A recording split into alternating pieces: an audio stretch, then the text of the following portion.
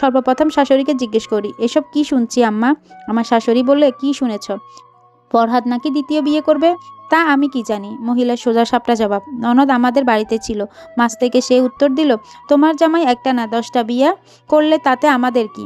কেমন বউ হইছ, জামাইরে আলগাইয়া রাখতে পারো না? ননদের কথায় গা জ্বলে গেল আমার। ফরহাদের বিয়ে করার পেছনে মূলত আমার ননদ আর তার জামাই আশকারা দিচ্ছে। তাদের সাইফে ফরহাদও মত দিচ্ছে। আর কোথায় নাকি কোন মেয়েকেও দেখতে গিয়েছে আমার ননদের জামাই। আর চুপ করে থাকতে পারলাম না, নিজেকে শক্ত করে ননদকে জবাব দিলাম, বিয়ে তো 10টা করবে যদি আপনারা আশকারা দিয়ে দেন নিজের ভাইরে। আমার কথায় তার মুখটা ছোট হয়ে গেল। মানে কি বলছেন আপনি এসব? কি বলছি বুঝেন না? আপনার জামাই তো আপনার ভাইরে নিয়ে গেছে মেয়ে দেখতে। কেমন বোন আপনি, ভাইয়ের সংসার ভাঙতে উঠে পড়ে লাগছেন। সত্যি কথা আমি জেনে গিয়েছি দেখে ননদের মুখটা চুপসে গেল, সাথে সাথে তোতলে উঠল। কথা কাটাকাটি হলো কিছু, শেষে যা বলল তা শুনে হতভম্ব আমি। করাবই আমার ভাইরে বিয়া, কি আছে তোর? একে তো পাতিলের তল, তার উপর রোগা হয়ে গেলি, তার উপর বড় বড় কথা। পারলে তুই আটকাইস বিয়ে করানো থেকে। তার এই কথা শোনার পর আমি আর কিচ্ছু বলতে পারিনি। কালো আর গরিব হয়ে জন্ম নেওয়াটা কি পাপ? যদি পাপ হয় তাহলে সৃষ্টিকর্তা কেন সেই পাপটা করালো আমায়? মায়ের পেট থেকেই কেন পাপিষ্ট হইলাম আমি? কি করে বাঁচবে এই সংসার? এই 4 মাসের বাচ্চাটাকে নিয়ে কি এই সংসার ছাড়তে হবে আমায়? রাতে ফাহাদ বাড়িতে আসলে শাশুড়ি তাকে খাবার দেয়, আমার কাছে ঘেঁষার সুযোগটাও দেয় না তারা। খাওয়া দাওয়া করে ঘুমানোর সময় রুমে এসে শুয়ে পড়ে। বাচ্চাটা ঘুমিয়েছে অনেক আগে। আমার চোখ দুটো ঘুমের ভিবর। সারাদিন কাজ করে ক্লান্ত শরীরটা এলিয়ে দিতে মন চাইছিল, কিন্তু চোখে ঘুম আসলেও ঘুমাতে পারছি না আমি। ঘুমাবো কি করে? মনে যে শান্তি নেই। ফরহাদ চোখ বুজে আছে, নিষ্পাপ লাগছে তাকে। তার মুখের আদলের দিকে তাকাতে না চাইতেও কান্না চলে আসছে আমার দিকে। এই মানুষটা বিয়ে করবে আবার? যথাসম্ভব নিজেকে সঙ্গত রাখতে চেষ্টা করছি, কিন্তু পারছি না। ফুপিয়ে ফুপিয়ে কেঁদে উঠলাম। আমার কান্না শব্দে চোখ খুলে তাকালো ফরহাদ। আমার কান্না দেখে মায়া হলো না হয়তো, উল্টে তার মুখে বিরক্তির ছাপ দেখতে পেলাম আমি। বিরক্ত চোখে মুখ মুখ কুচকিয়ে জিজ্ঞেস করলো, কি হয়েছে? কান্নার বেগে গলার কথা দলা পেকে যাচ্ছে। তবুও বললাম, তুমি কি বিয়ে করবে? মেয়েও নাকি দেখতে গেছো? আমার কথার উত্তর দিল না সে, উল্টো আমি প্রশ্ন করলো, কে বলেছে এসব কথা? সারা পাড়ায় মানুষ জেনে গেছে, আর আমার কানে না আসার কি আছে? পাড়ার লোকের কথায় কান না দিয়ে ঘুমাও, কানের কাছে ঘ্যান ঘ্যান করো না তো। ফরহাদের কথা শুনে আরও আবেগপ্রবণ হয়ে পড়ি আমি। তার পা চেপে ধরে শব্দ করে কেঁদে দেই। আমার কান্নার শব্দ আমার ছোট বাচ্চাটা উঠেও কান্না শুরু করে দেয়। তুমি দ্বিতীয় বিয়ে করো না, পায়ে পড়ি তোমার। আমার বাচ্চাটার মুখের দিকে তাকিয়ে দয়া করো। বাচ্চার কান্নার বেগ বাড়তে থাকে। ফরহাদ বলে, ও কাছে কোলে নিয়ে শান্ত করো ওরে। আমি ঘুমাতে গেলাম। কে কি বলল সেই সব নিয়ে অযথা কান্নাকাটি করার মানে নেই। আমি কোনো বিয়ে করছি না বলেই সে অন্য রুমে ঘুমাতে চলে গেল। জ্বলন্ত আগুনে এক ফোঁটা পানি পড়ল যেন, তাতে কি আর আগুন নিবে? তবু আশার আলো দেখে বাচ্চাটাকে কোলে নিয়ে খাবার দিলাম। খাবার পেয়ে শান্ত হলো শিশু। পরের দিন সকালে উঠে ফরহাদ কাজে চলে গেল। আমিও হাতের কাজ সেরে নেই দ্রুত। ছেলেকে একটা ভালো জামা আর নিজে বোরকা পরে বেরিয়ে পড়ি। উদ্দেশ্য কোনো এক নারীর কাছে নিজের স্বামীকে ভিক্ষা চাওয়া। প্রায় 1 ঘন্টা রাস্তা শেষে পৌঁছে যাই একটা ছোট বাড়িতে মানুষ বলতে কেবল 2টা নারী, একজন মধ্যবয়স্ক আর অপরজন 22 কিংবা 23 বছরের একটা মেয়ে। মেয়েটার নাম সাথী, ডিভোর্সি মেয়ে। 6 মাস হলো ডিভোর্স হয়েছে। বাবা নেই, মা মেয়ের সংসার তাদের। সব খবর নিয়ে তবেই এই বাড়িতে এসেছি। ফর্সা মেয়েটা ভ্রু কুচকে আমায় জিজ্ঞেস করলো, কে আপনি, কি চাই? ভেতরে গিয়ে কথা বলি, আমি বললাম। মুখে বিরক্তির ছাপ, অনিচ্ছা সত্ত্বেও জোরপূর্বক বলল, আসুন। ভিতরে গিয়ে বসে আছি মিনিট খানেক। সামনে মেয়েটা বসে আছে অধীর আগ্রহে। আমি ফরহাদের বউ। কোন ফরহাদ? গত 2 দিন আগে যার সাথে বিয়ের জন্য তোমাকে দেখতে এসেছিল। ও। আমার কথা শুনে অবাক হলো না মেয়েটা। তার মুখে কোনো অবাকের চিহ্ন ফুটে ওঠেনি। তা দেখে চমকালাম আমি। আমায় অবাক করে দিয়ে মেয়েটা আমায় বলল, তা আপনি এখানে কেন? তোমরা কি জানতে না ফরহাদ বিবাহিত, তার একটা বাচ্চা আছে 3 মাসের? মুখ দেখে তো মনে হচ্ছে সবই জানতে। তাহলে জেনে শুনে একটা মেয়ের সংসার ভাঙতে চাচ্ছ কেন? আপনি কেমন স্ত্রী যে আপনাকে রেখে আপনার স্বামী দ্বিতীয় বিয়ে করতে মেয়ে খুঁজে? নিজের ঘর ঠিক করতে পারেন না, আবার অন্যকে কথা শোনাতে আসেন। মেয়েটির কথায় মুখটা ছোট হয়ে গেল আমার। সব দোষ কি তবে আমার? আমি কি ব্যর্থ সংসার জীবনে? ভাবতেই চোখ ভিজে উঠল। হপ করে মেয়েটির হাত ধরে ফেললাম। ঝগড়া লড়ে লাভ হবে না, বিপরীত হবে। দেখো বোন, তুমি বিয়েটা করো না। আমার এইটুকু একটা ছেলের মুখে দিকে তাকিয়ে একটু দয়া করো। মেয়েটি হাত ধরে অনেকক্ষণ কান্নাকাটি করলাম। বয়স্ক মহিলাটি তখন বলল, ওই মাইয়া, যাও বাড়ি যাও। এখানে আইসা না কাইন্দা নিজের স্বামীরে নিজের আসলে বাইন্দা রাখো যাইয়া। স্বামীর বাড়ির ভাত খাওয়া হইলে তার বাড়ির হগলের মতো মন জোগায় চলতে হয়। তা নয় তো আমার মাইয়ার মতন ডিভোর্স হইবে, বুঝলা? আরও কিছু সময় তাদের ঘরে বসে থেকে বের হয়ে আসলাম আমি। বাড়ি এসে আবার কাজে লেগে পড়লাম। এরপর কয়েকদিন সব কিছু স্বাভাবিক যাচ্ছে। আমার প্রতি হয়তো মায়া হয়েছে তাদের। ফরহাদও আস্তে আস্তে আমার সাথে আগের মতো ভালো করে কথা বলতে লাগলো। বুঝলাম এই সংসারে থাকতে হলে সর্বপ্রথম শাশুড়ি ননদের মন জয় করতে হবে। কিন্তু আমি তো কিছুতে কমতি রাখিনি। তারপরেও কেন তাদের চোখের বিষ আমি জানা নেই আমার। সকালে ঘুম ভাঙলো কারো কান্নার শব্দে। নর্নস আমার কাছে। কি হয়েছে দেখার জন্য তড়িঘড়ি করে রুম থেকে বেরিয়ে পড়লাম। পরে জানতে পারলাম নর্নসের স্বামীকে নাকি বিদেশে জেলে ঢুকানো হয়েছে। কি অপরাধের কারণে? তাকে ছাড়িয়ে আনার জন্য মোটা অঙ্কের পয়সা কষতে হবে। তা নয়তো সারা জীবন বিদেশের জেলে পচে মরতে হবে। খবরটা শুনলে যে কারো খারাপ লাগবে, আমারও লাগছে। নর্নস আমার খাওয়া দাওয়া বন্ধ করে দিয়েছে, সাথে শাশুড়িও। সে কি কান্না! যে করেই হোক লোকটাকে তো ছাড়িয়ে আনতেই হবে। বোনের এ অবস্থা দেখে আমার ভাসুর বলল, তোর শ্বশুরবাড়িতে খবর দে, তাদের বল কিছু টাকা জোগাড় করে দিতে। তারা কি দিবে টাকা ভাই? উনি বিদেশ যাওয়ার পর তো 1 টাকাও বাড়িতে দেয়নি।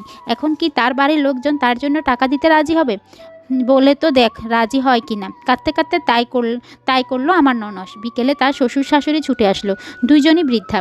ননাসের শ্বশুরটার 1 পা অচল, তবুও ছেলের খারাপ সময় শুনে ছুটে এসেছে ছেলের বউয়ের কাছে। নেহাত ভালো মানুষ এনারা, অথচ আমার বিয়ের পর একটা দিন দেখলাম না ওনাদের দাওয়াত করতে এই বাড়িতে। দীর্ঘশ্বাস ফেললাম মনে মনে। বাড়ির লোকগুলো সত্যি অদ্ভুত। বৃদ্ধ আর বৃদ্ধা কাঁদছে ছেলের জন্য, অথচ এই ছেলের বই ঝগড়া করে বাপের বাড়ি এসেছে। তাদের একটু খোঁজও নেয়নি এই কয় বছরে। তাদের ছেলে পর্যন্ত একটা খোঁজ রাখেনি। কিন্তু সে বাবা মা আজ ছেলের বিপদ শুনে না এসে পারল। এটাই হয়তো মা বাবা। মহিলা শাড়ির আঁচলে ভাঁজ থেকে 1050-এর মতো টাকা বের করে দিল। দেখে বুঝলাম এটাই তাদের সম্বল, আর নেই তাদের কাছে। থাকলে সেটাও দিয়ে দিত। ননাসের ব্যাংকে অ্যাকাউন্টে কিছু টাকা ছিল, সব মিলিয়ে জোগাড় হয়েছে অনেকগুলো। তবুও নাকি কিছু টাকার কমতি আছে। কি করবে যখন বুঝতে না পারছে, শাশুড়ি তখন ছুটে এসেছে আমার কাছে।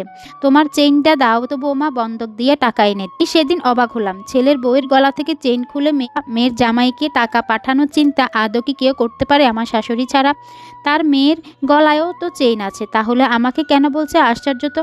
কেন আম্মা, আপার গলায়ও তো চেইন আছে, ওইটা দিয়ে নেন। আমার কথায় শাশুড়ি উত্তর দিল, ছি রাহি, তুমি কোন কথা কও? মাইয়াটা কয়দিন ধরে কি অবস্থা আছে দেখতেছ না?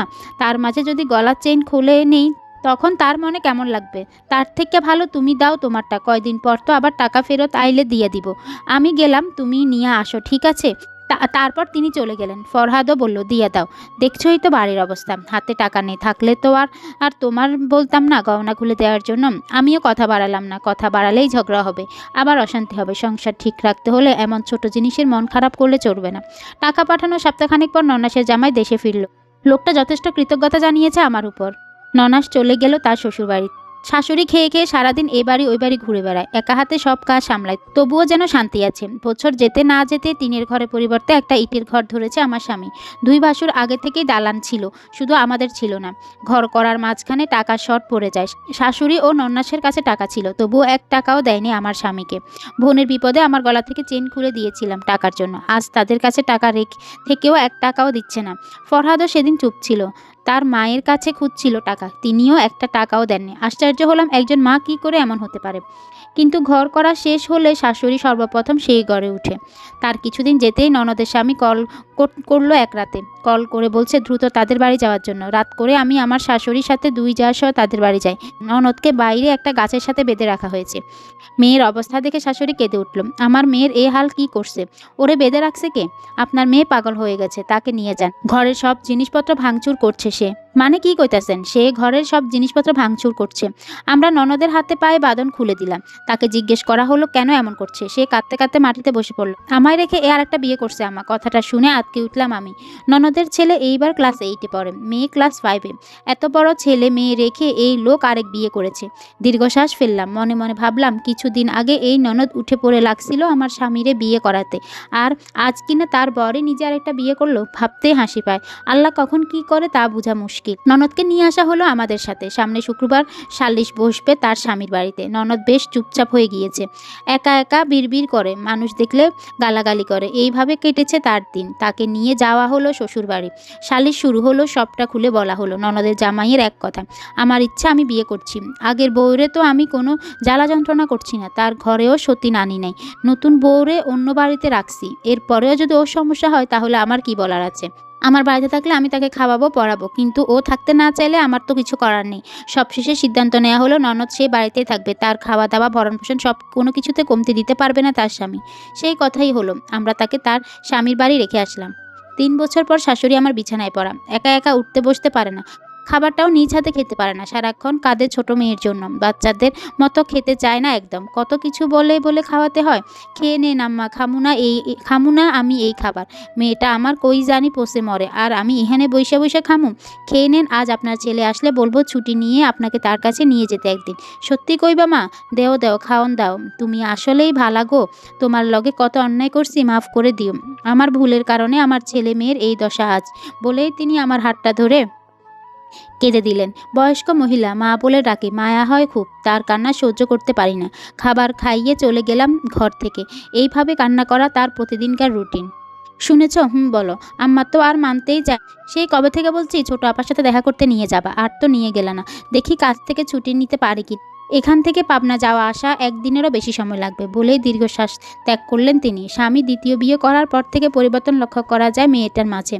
একা একাই বিড়বিড় করে, মানুষ দেখলেও ছুটে মারত। আস্তে আস্তে এসব বাড়তে থাকে। ১ বছরের মাথা উন্মাদ হয়ে পুরোপুরি। ঘরে কোনো জিনিস রাখতো না, সব ভেঙে চুরমার করে ফেলত। সবশেষে তাকে আর বাড়িতে রাখা সম্ভব হয়নি। তাকে রেখে আসা হলো পাবনা মানসিক হাসপাতালে। মেয়ের এই অবস্থা দেখে শাশুড়ি অসুস্থ হয়ে পড়ল, যার ফলস্বরূপ বিছানায় শয্যাশায়ী এখন সে। অসুস্থ হওয়ার পর ২ ছেলের বউ কয়েকদিন থাকতো। এরপর থেকে শাশুড়ি ঘর টুকিও দিত না তারা। শাশুড়ি এখন বুঝতে পারে জীবনে কি ভুলটাই না করলো সে। আপন পরের ব্যবধান বুঝতে পেরে প্রতিদিন আমার হাত ধরে ক্ষমা চায়। ফরহাদও বুঝতে পারে নতুন নতুন বিয়ে করে মা বোনের কথায় আমাকে কষ্ট দেওয়া ঠিক হয়নি। সোমবার সন্ধ্যায় আমরা রওনা দিলাম পাবনার উদ্দেশ্যে। সারা রাত পার করে পরের দিন সকালে পৌঁছালাম সেখানে। ওইখানে লোকদের সাথে কথা বলে শাশুড়িকে দেখা করানোর সুযোগ করা হলো। আমি আমার ছেলের হাত ধরে দাঁড়িয়ে আছি দূরে। শাশুড়ি আমার ঠিক মতো হাঁটতে পারে না। ননদকে ডাকলো বেশ কয়েকবার, কাঁদছে আর ডাকছে। ননদ সেদিকে ফিরেও তাকালো না। বেশ খানিকক্ষণ পর একবার তাকালো, চেয়ে রইল কিছু সময়, তারপর আবার নিজের কাজে ব্যস্ত। দেওয়ালে এটা সেটা আঁকিঝুঁকি করছে। চিনতে পারেনি হয়তো নিজের মাকে। আমরা গাড়িতে বসে আছি। শাশুড়ি আমার কেঁদেই যাচ্ছে। বাঁচবে না হয়তো তিনিও বেশি দিন। তার ভুলের কারণে তার ছেলে মেয়েগুলো মানুষের মতো মানুষ হতে পারেনি। জীবনের শেষ প্রান্তে এসে তাও বুঝতে পেরেছে, কিন্তু কিছুই করার নেই। কিছু জিনিস সময় থাকতে বুঝতে হয়, তা নয়তো ভুলের মাসুল দিয়ে যেতে হয় মৃত্যু পর্যন্ত। ধন্যবাদ। আজকের গল্পটি কেমন লেগেছে অবশ্যই কমেন্টস করে জানিয়ে দিবেন।